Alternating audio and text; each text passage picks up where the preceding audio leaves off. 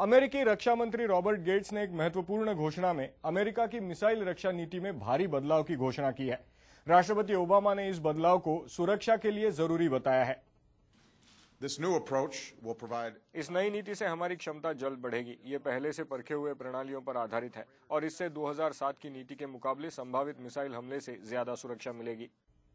America की नई missile नीति के तहत जमीन पर और जहाजों पर रेडार्स और कम दूरी वाले रोधक मिसाइल तैनात किए जाएंगे, जिससे ईरानी मिसाइल्स के संभावित खतरे से बचाव हो सके।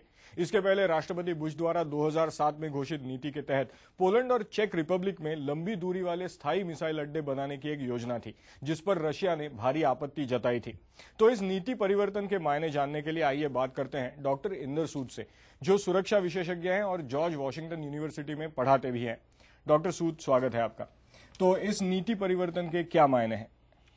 जो प्रेसिडेंट ओबामा ने ऑफिशियली अनाउंस किया है, उसका रीजन उन्होंने ये दिया है कि जो इमीडिएट थ्रेट है वो ईरान से शॉर्ट रेंज मिसाइल्स का है, लॉन्ग रेंज का नहीं है, क्योंकि एक्सपर्ट ओपिनियन कहती है कि ईरान में के काफ़ी साल हैं जब तक वो लॉन्ग रेंज मिसाइल को तैयार कर सकें। पर इसके दो और रीज़न भी हैं। पहला है कि डेमोक्रेट्स जनरली उनकी राय थी कि ये इतना इफेक्टिव मैकेनिज्म नहीं है जो प्रेसिडेंट बुश ने अनाउंस किया था। और दूसरा इक्वली इम्पोर्टेंट कि अननेसेसरी इरिटेंट है रशिया के साथ, क्योंकि रशिया ने, जैसे आपने कहा, बहुत ऑब्जेक्शन किया इसको जब थी। और मेरी राय में प्रेसिडेंट ओबामा का एजेंडा है कि ईरान के खिलाफ रशिया की कोऑपरेशन की बहुत ज़रूरत है और वो इरिटेंट को रिमूव करना चाहते थे। और उनकी मेदवेदेव से भी मुलाकात होगी, तो इसमें क्या ये मुद्दा उस चर्चा के लिए एक अहम होगा, क्योंकि जैसे एक लेवरेज या एक पॉजिटिव स्टेप की तरह इस्तेमाल हो सकता है? देखिए, जो सिग्नल उन्होंने दिया है उसके लिए रशियंस काफ़ी खुश हैं और प्रेसिडेंट मेदवेदेव ने अनाउंसमेंट भी की है कि रशिया ने इस मूव को वेलकम किया है।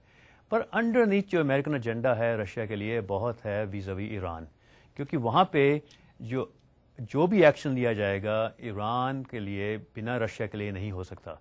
तो जो मेन सोर्स ऑफ डिस्कशन होगी ईरान के साथ कैसे मेजर लिए जाएंगे, और ये जो कमिटमेंट है ये पॉजिटिव एटमॉस्फेयर क्रिएट करती है उस डिस्कशन के लिए। तो आपके ज़हन में क्या उसका आउटकम आप देखते हैं कि ईरान के मामले में कुछ एक नया कोऑपरेशन होने की संभावना देखते हैं आप नियर फ्यूचर में रशिया और अमेरिका के बीच? जो ईरान का सिचुएशन है बहुत डिफिकल्ट सिचुएशन है, क्योंकि उसमें रशिया भी चाहिए, चाइना की भी ज़रूरत है। पर ये कह सकता हूँ कि पहला स्टेप है उस डायरेक्शन में। रशियन कोऑपरेशन गेन करना आसान काम नहीं होगा, क्योंकि रशियन इंटरेस्ट ईरान में बहुत ज़्यादा हैं और रशियंस इतना कन्विंस्ड भी नहीं है कि ईरान इतना डेंजर है जैसे अमेरिकन कहते हैं। पर मैं समझता हूँ कि कुछ सालों में, कुछ आते दिनों में हम देखेंगे कि रशिया का एटीट्यूड क्या होता है और क्या वो पोजीशन लेते हैं वीज़ावी ईरान। मेरी राय में अमेरिकन एडमिनिस्ट्रेशन ने पहले कंसल्टेशन को कर चुके होंगे, जिसमें उनको इंडिकेशन होगी कि रशिया की कोऑपरेशन होगी। एक छोटा जवाब दीजिए, इंडिया के लिए, भारत के लिए क्या मायने हैं इसके? देखिए, यूएस ईरान टेंशन है, इसका इंडिया के लिए सिग्निफिकेंस ये है कि इंडिया के रिलेशंस जो ईरान के साथ हैं सेपरेट रिलेशंस हैं और गहरे रिलेशंस हैं।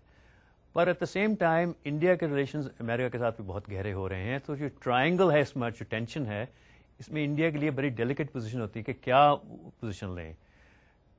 जब ईरान के लिए सैंक्शंस की टाइम आएगा तो इंडिया के पास कोई चॉइस नहीं होगी, उनको सपोर्ट करना पड़ेगा।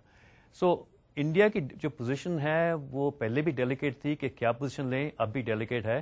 पर जब रशिया भी ऑन बोर्ड आ जाए, हो सकता है कि इंडिया को भी थोड़ा कवर मिल जाए कि रशिया भी इसको सपोर्ट करता है, इसलिए शायद उनकी कोई पोजीशन सिंपलर हो जाए, क्योंकि उनको जो रेजोल्यूशन होगा वो इंडिया को सपोर्ट करना जरूर करना पड़ेगा। बहुत बहुत धन्यवाद आपका। जरूर।